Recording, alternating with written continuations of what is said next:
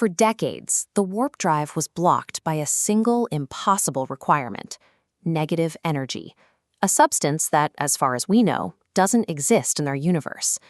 But a recent wave of published physics papers has bypassed that hurdle, outlining how to build a functional warp bubble using entirely conventional positive energy. This shift is driven by the stress-energy tensor, a mathematical matrix that describes how mass and energy distribution physically curves the spacetime around it. If an engineer can control the specific inputs to that tensor, they can manipulate gravity itself. Between 2021 and 2023, physicists like Fell, Heisenberg, and Lentz successfully balanced this tensor equation. They proved that faster-than-light metrics are possible without exotic matter by using configurations of ultra-dense swirling plasma to stabilize the geometry.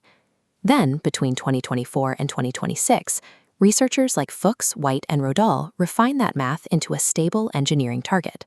They mapped out how to contain these massive energy requirements inside cylindrical structures, essentially physical warp nacelles. These papers demonstrate that the mathematical barriers to warp travel are finally dropping. But while the theoretical schematic is now largely in place, it remains just a series of equations. It is an engineering blueprint without the hardware required to generate the energy. Physically sourcing the local energy densities required by these tensor equations is currently beyond any public technology.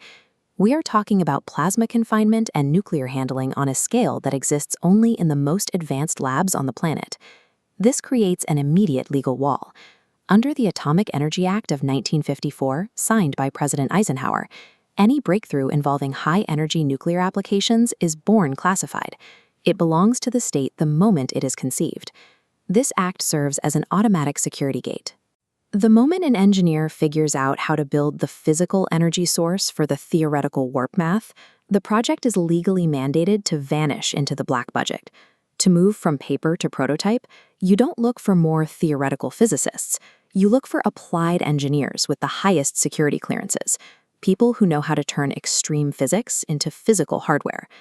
Between 2023 and 2026, a cluster of disappearances and deaths occurred among aerospace personnel, centered around the defense contracting hub of New Mexico. This intelligence report aggregates the primary records: 5 deaths and 5 unresolved disappearances. While law enforcement noted no evidence of foul play, the striking overlap in security clearances at NASA, Los Alamos, and the Air Force Research Laboratory stands as a massive statistical anomaly. One of those names is William Neal McCasland.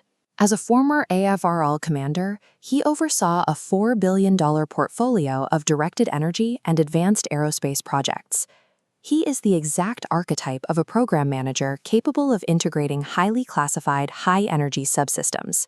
Then there is Monica Reza, a technical fellow at Aerojet Rocketdyne and co-inventor of Mondalloy. This superalloy was designed for extreme rocket environments, making it one of the few materials capable of serving as the shell for a warp nacelle. McCasland and Reza represent the first signs of a pattern. Their professional backgrounds align precisely with the core leadership and material requirements needed to begin constructing the prototype suggested by the math. The plasma requirements of the Lentz paper map directly to MIT's Nuno Luero. Before his death, he was a leading expert in high-energy density plasmas and magnetic reconnection. Paired with the missing nuclear materials contractors from Los Alamos, you have the exact cohort required to source the warp bubble's energy. For the craft to move, the warp bubble's shift vector must be modulated dynamically. JPL engineers Michael Hicks and Frank Mywald possessed decades of expertise in high-frequency microwave electronics and kinetic trajectory modeling needed to control the bubble's translation. Finally, there is the problem of navigation. Inside the bubble, spacetime is flat, meaning traditional sensors are blinded.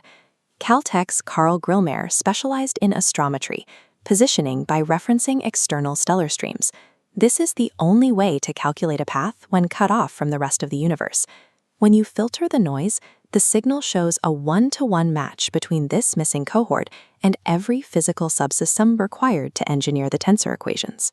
These missing specialists provide the components, but a functional prototype program also requires active leadership and integration teams to manage the stability of the entire system. Harold Sonny White and the Applied Physics Lab team currently possess the necessary simulation to fabrication pipeline. They have the institutional knowledge to conduct the numerical stability testing and overall integration required to turn a collection of subsystems into a craft. Furthermore, this Air Force organizational chart shows that the current AFRL directorates already have the structure in place for propulsion oversight and microwave modulation. The bureaucratic machinery needed to fund and hype this project is already natively part of the aerospace ecosystem. The intellectual capital and institutional oversight required to run a block-budget warp program are already perfectly embedded in the current government contractor network.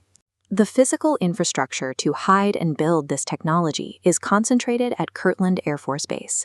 This closed, multi-billion-dollar ecosystem provides the secure, compartmentalized facilities required for testing extreme propulsion systems away from any public oversight. Supporting that hub is the Jet Propulsion Laboratory, which provides the necessary extreme materials testing and sensor fabrication to validate the craft's internal environment.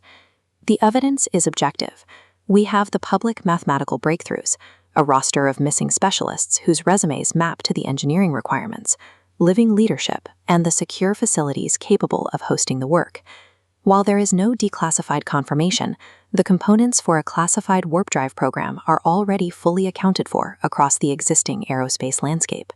The question is no longer whether the physics allows for a warp drive, but whether the prototype has already been moved into the dark.